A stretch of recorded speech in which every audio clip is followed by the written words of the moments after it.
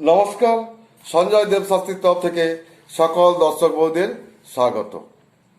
বিবাহ ক্ষেত্রে মাঙ্গলিক পাত্রপাত্রী কিভাবে নির্বাচন করবেন তা আমি ভিডিওর মাধ্যমে আলোচনা করব। সাধারণত মাঙ্গলিক দোষযুক্ত পাত্র বা পাত্রী বিবাহ স্থির করার ক্ষেত্রে বহু জ্যোতিষী পাত্র যদি মাঙ্গলিক হয় তবে মাঙ্গলিক দোষযুক্ত পাত্রীর সাথে বিবাহ দেওয়ার জন্য পরামর্শ দিয়ে থাকেন। ঠিক একই নিয়মে পাত্রী যদি মাঙ্গলিক হয় তবে মাঙ্গলিক পাত্রের সঙ্গে বিবাহ সম্বন্ধ ঠিক করার পরামর্শ দান করেন। এই বিষয়ে মতামত হলো যে উভয়ে মাঙ্গলিক দোষযুক্ত হওয়ায় ফলে মাঙ্গলিক দোষের যে অশুভ পরিণাম তা খণ্ডন হয়ে যায়। কিন্তু বাস্তবে এমন বহু ঘটনা আছে যে পতিপত্নী উভয়ে মাঙ্গলিক দোষযুক্ত হওয়ার পরেও বিবাহ কিছুদিনের মধ্যেই স্বামী স্ত্রীর জীবনে আকস্মিক দুর্ঘটনা ঘটে গেছে। এখন প্রশ্ন হলো এরূপ হওয়ার কারণ কি?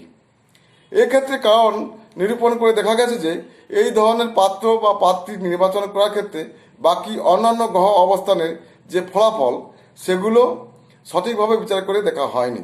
সুতরাং মাঙ্গলিক পাত্র বা মাঙ্গলিক পাত্রীর জন্য যে বিচার অবশ্যই করা প্রয়োজন সেটি হলো উভয়ের জন্মকুণ্ডলিতে সঠিক মিল আছে কিনা, উভয়ের ক্ষেত্রেই মঙ্গল স্বয়ং কোনোভাবে অবস্থিত আছেন কিনা, সেই মঙ্গলের সাথে কোন কোন পাপ গ্রহ বা কোন কোন শুভ গ্রহ যুক্ত আছেন, মঙ্গল শত্রুভাবে না মিত্রভাবে অবস্থিত আছেন, এই বিষয়গুলি অতি যত্ন সহকারে বিচার করা একান্ত কর্তব্য।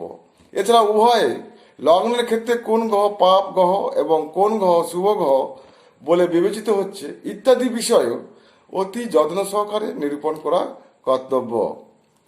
নচেত শুধুমাত্র উভয়ে মাঙ্গলিক অতএব বিবাহ সিদ্ধ এই ধরনের বশীভূত হয়ে চললে অবশ্যই ফলভোগ করতে হতে পারে। অতএব দুজনে যে মাঙ্গলিক এমন কিছু দেখলে হবে না, দুজনে উভয়ের কোষ্ঠী মেলাতে হবে, তার মধ্যে 36-এর 18-র উবরে পেতে হবে, 1, 2 হচ্ছে উভয়ে মাঙ্গলিক হতে হবে এবং তাদের লগ্ন সাপেক্ষে বা মঙ্গল কোন স্থানে বা পাপ গ্রহের সঙ্গে যুক্ত কিনা বা কোন গ্রহ ভালো রয়েছে সেগুলো দেখা প্রয়োজন।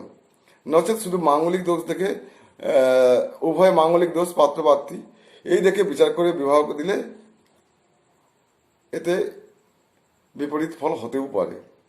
অতএব পুরোটাই বিচার করা প্রয়োজন। অবশ্যই পাত্রপাত্রী মাঙ্গলিক হওয়া অবশ্যই প্রয়োজন। সব ভালো থাকবেন, সুস্থ থাকবেন। নমস্কার।